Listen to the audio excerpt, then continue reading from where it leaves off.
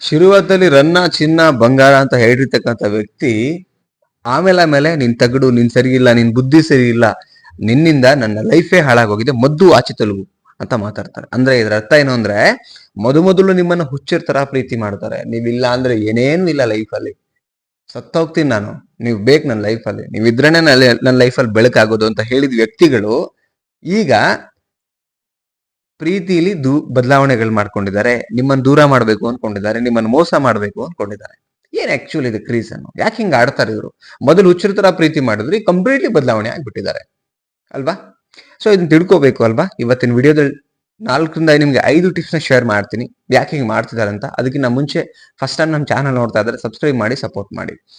And counselling ಬೇಕು ಅಂತ ಹೇಳಿದ್ರೆ ಸ್ಕ್ರೀನ್ ಮೇಲೆ ನಂಬರ್ ಹಾಕಿರ್ತೀನಿ, ಕಾಂಟ್ಯಾಕ್ಟ್ ಮಾಡ್ಬೋದು. ಓಕೆ, ಫಸ್ಟ್ ಪಾಯಿಂಟ್ ಏನು ಅಂತ ಹೇಳಿದ್ರೆ, ಮೊದಲಲ್ಲಿ ಅವರಿಗೆ ಆಕ್ಟಿಂಗ್ ಅನ್ನು ಮಾಡಿರ್ತಾರೆ ಇಂಥ ವ್ಯಕ್ತಿಗಳು. ನಿಮ್ಮ ಮೊದಲು ಬೆಸ್ಟ್ ಆಕ್ಟರ್ ಅಂತ ಹೇಳ್ತೀವಲ್ಲ, ಅವರ ಬೆಸ್ಟ್ ಸೈಡ್ ಅನ್ನು ತೋರಿಸಿರ್ತಾರೆ.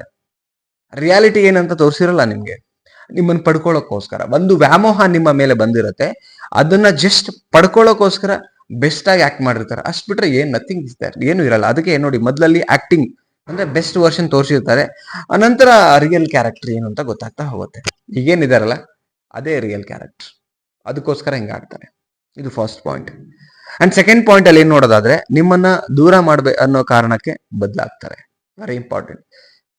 ದೂರ ಮಾಡ್ಲೇಬೇಕು ಅಂತ ಡಿಸೈಡ್ ಆಗ್ಬಿಡ್ತಾರೆ.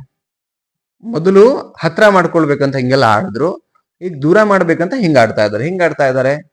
ನಿಮ್ಮನ್ನ ಕಂಡ್ರೆ ಆಗಲ್ಲ, ನಿಮ್ಮನ್ನ ಪ್ರೀತಿ ಮಾಡಿದ ವ್ಯಕ್ತಿಗಳು ಸಮಯ ಕೊಡ್ತಿಲ್ಲ, ಮಾತಾಡ್ತಿಲ್ಲ, ಕರೆಕ್ಟ್ ಆಗಿ ನಿಮ್ಮೊಟ್ಟಿಗೆ ಏನು ಅಂತ ಹೇಳ್ಕೊಳ್ತಾ ಇಲ್ಲ, ಫ್ಯೂಚರ್ ಬಗ್ಗೆ ಕಾನ್ಫಿಡೆನ್ಸ್ ಇಲ್ಲ, ಫ್ಯೂಚರ್ ಬಗ್ಗೆ ಮಾತಾಡ್ತಾ ಇಲ್ಲ, ನಿಮ್ ಫೋನ್ ಕಾಲ್ ಹೋದ್ರೆ ರೆಸ್ಪಾನ್ಸ್ ಇಲ್ಲ, ಮೆಸೇಜ್ ಮಾಡ್ತಾ ಇಲ್ಲ, ಇದೆಲ್ಲ ನೋಡಿತಾ ಇದೆ.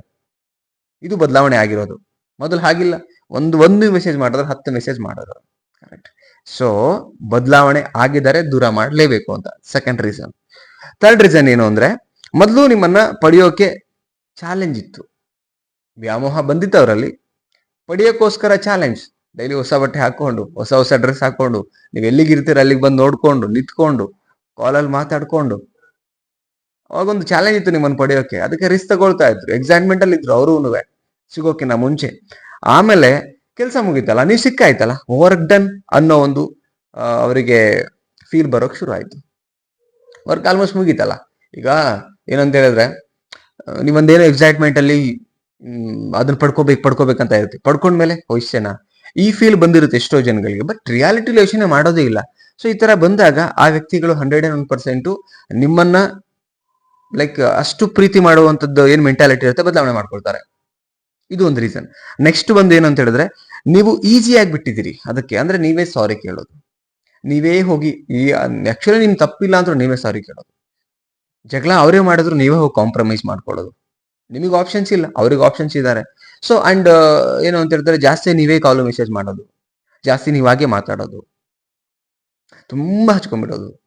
ಸೊ ಈ ತರದ್ ನೀವೇ ಏನೋ ಈಸಿ ಆಗ್ಬಿಟ್ಟಾಗ ಅವರಲ್ಲಿ ಏನಾಗತ್ತೆ, ಈಗೋ ಡಿಪೆಂಡ್ ಆಗಿದ್ದಾರೆ ಬಿಡು, ಇವ್ರನ್ನ ಆಟಾಡಿಸ್ಬೇಕು ಚೆನ್ನಾಗಿ, ನಾನು ಹೇಳಿದಂಗೆ ಕೇಳ್ಕೊಂಡು ಬಿದ್ದಿರ್ತಾರೆ, ಈ ಮೆಂಟಾಲಿಟಿ ಬಂದ್ಬಿಡುತ್ತೆ. ಆವಾಗ ಇದೆಲ್ಲ ಮಾಡ್ಲಿಕ್ಕೆ ಶುರು ಮಾಡ್ತಾರೆ. ಇದಿಷ್ಟು ರೀಸನ್. ಮೊದಲು ಹುಚ್ಚರಂತ ಪ್ರೀತಿ ಮಾಡೋ ವ್ಯಕ್ತಿಗಳು ಈಗ ಸಂಪೂರ್ಣ ಬದಲಾಗೋ ಕಾರಣಗಳೇ 4 ಪಾಯಿಂಟ್ಸ್. ನಿಮಗೆ ಏನಿಸ್ತು ಸ್ನೇಹಿತರೆ? ವಿಡಿಯೋ ನೋಡಿದ್ರಲ್ಲ, ಚೆನ್ನಾಗಿದೆ ವಿಡಿಯೋ ಅಂತ ಅನ್ಸಿದ್ರೆ, ನಿಮಗೆ ಓಕೆ ರೈಟ್ ಪಾಯಿಂಟ್ಸ್ ಅಂತಾರೆ, ಕಾಮೆಂಟ್ ಸೆಕ್ಷನ್ ಅಲ್ಲಿ ಕಮೆಂಟ್ ಮಾಡಿ. ಇಷ್ಟ ಆದ್ರೆ ಒಂದು ಲೈಕ್ ಮಾಡಿ, ಅಂಡ್ ಎಲ್ರಿಗೂ ಶೇರ್ ಮಾಡಿ. ಸಬ್ಸ್ಕ್ರೈಬ್ ಮಾಡದೆ ನೋಡ್ತಾ ಇದ್ರೆ ಆದಷ್ಟು ಬೇಗ 41K ಹತ್ತುತ್ತಾ ಇದ್ದೀನಿ. ಸೊ ಕಂಪ್ಲೀಟ್ ಮಾಡಿಸಿ. ಅಂಡ್ ವಾಟ್ಸ್ಆಪ್ ನಂಬರ್ ಕೊಟ್ಟಿರ್ತೀನಿ, ಕಾಂಟ್ಯಾಕ್ಟ್ ಮಾಡಿ ಅಂತ ಹೇಳ್ತಾ ಮತ್ತೊಂದು ಟಾಪಿಕ್ ಅಲ್ಲಿ ಸಿಗ್ತೀನಿ. Thank you so much. Bye.